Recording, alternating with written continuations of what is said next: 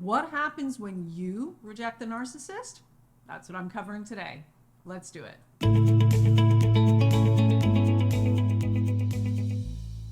Hey friends, Tamie M. Joyce here, empowerment life coach, creator of the Freedom class and the Ascension class. And if you're new to my channel, welcome.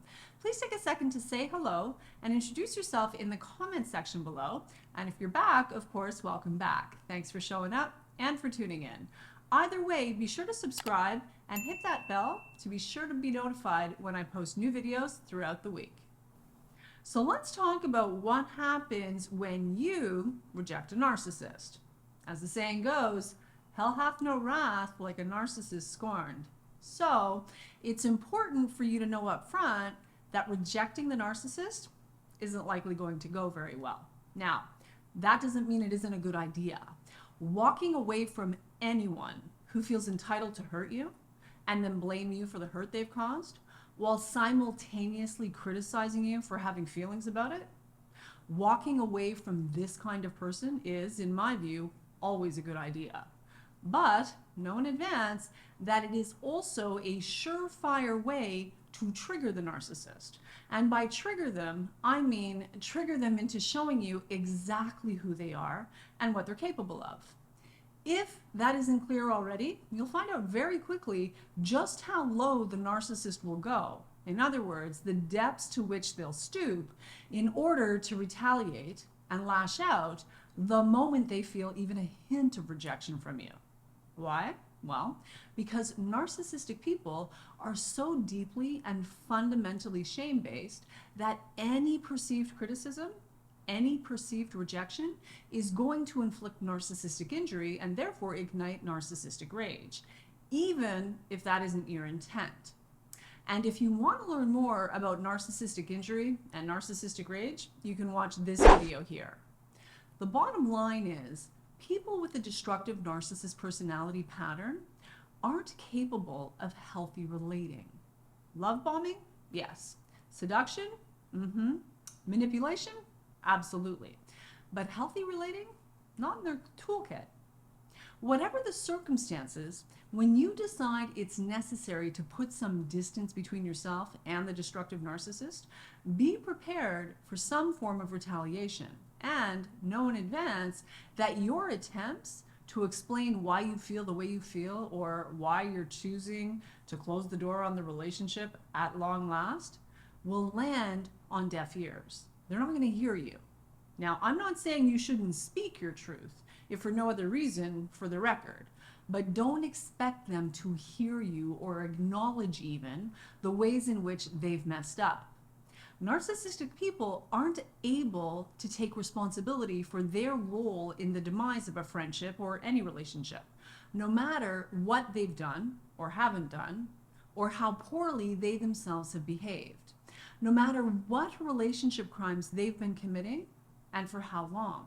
In fact, a surefire way to determine whether or not you're dealing with someone who lands on the spectrum of destructive narcissism will be their fundamental lack of empathy for you and your experience, your side of the story. Your feelings, your experience won't even factor into their reality at all whatsoever. Their only concern is what's in it for them and how they are perceived.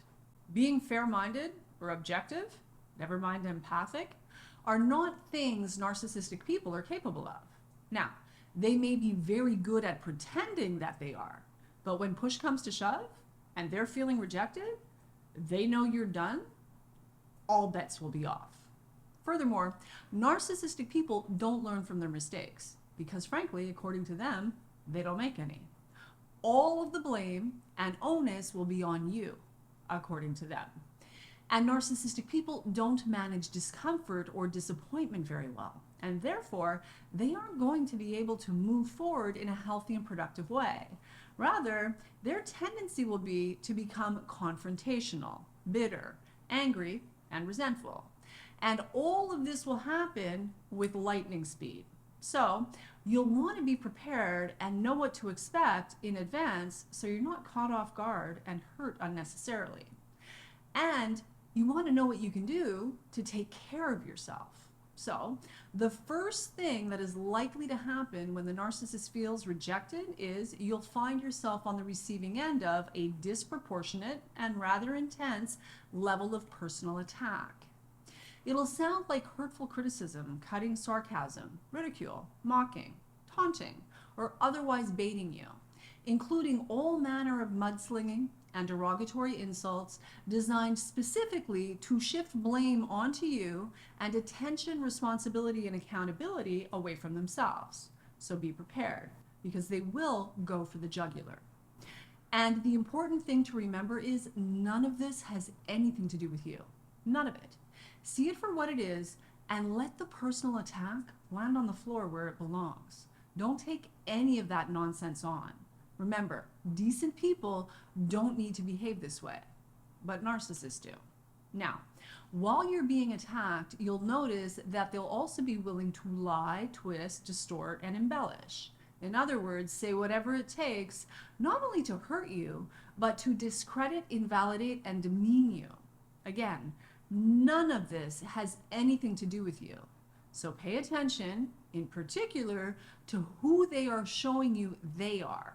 Take notes if you have to, so you don't accidentally slip into codependent amnesia and forget who they've shown you they're capable of being and what they're capable of doing and saying.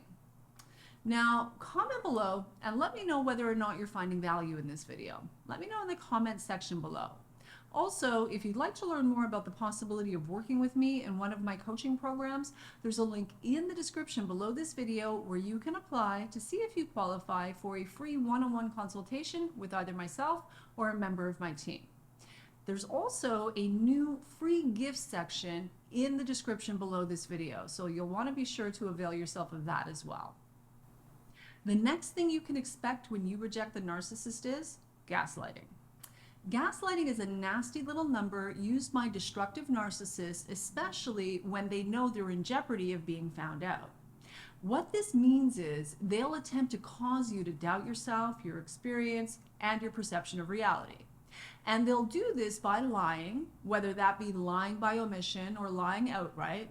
They'll use denial, minimizing, rationalizing, and justifying themselves and the appalling way they've shown up in the relationship. It's all about justifying and rationalization. And if you want to better understand gaslighting in particular and the dynamics that go along with it, you can watch this video here and this video here. Next on the list of things to expect when you reject the narcissist is the smear campaign. Now here's the thing. When a destructive narcissist cannot control you, they will be willing to say whatever it takes to A, control the narrative, and B, control how others see you. Perception manipulation and character assassination are the name of the game here. In particular, if that's all the power they have, meaning they have no actual power over you. Resorting to a smear campaign, and usually one of epic proportions, is all they've got, right?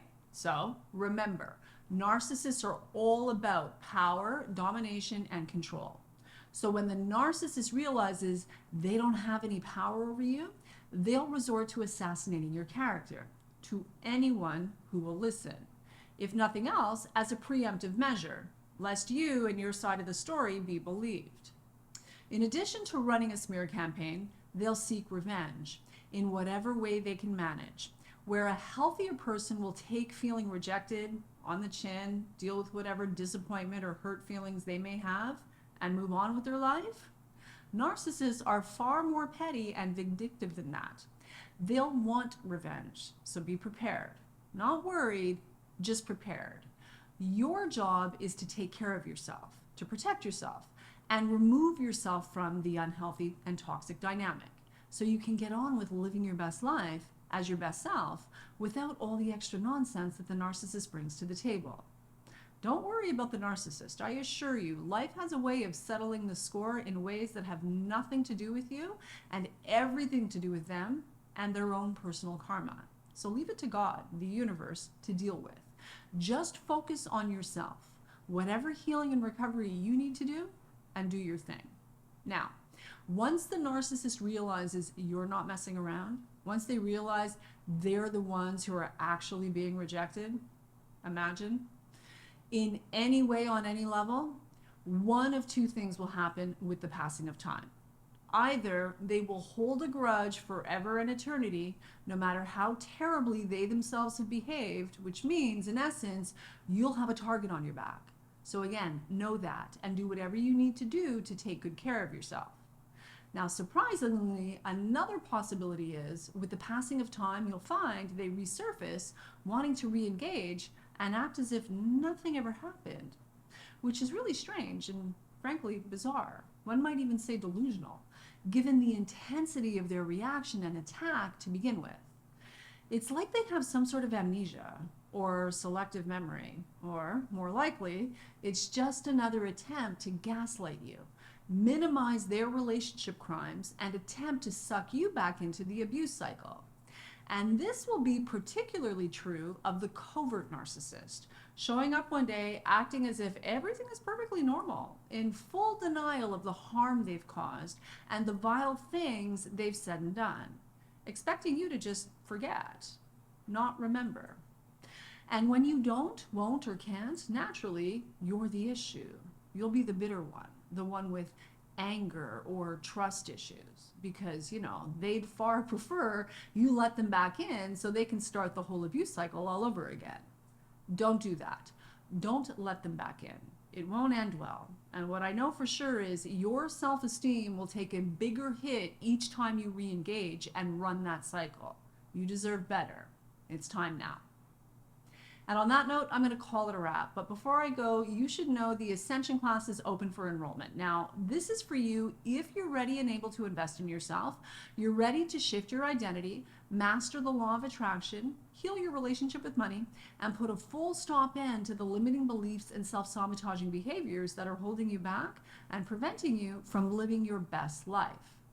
If you're ready to reinvent yourself from the inside out, create your dream life by design, and finally become the you were always meant to be, click the link in the description below this video to apply to see if you qualify for a free one-on-one consultation with either myself or a member of my team.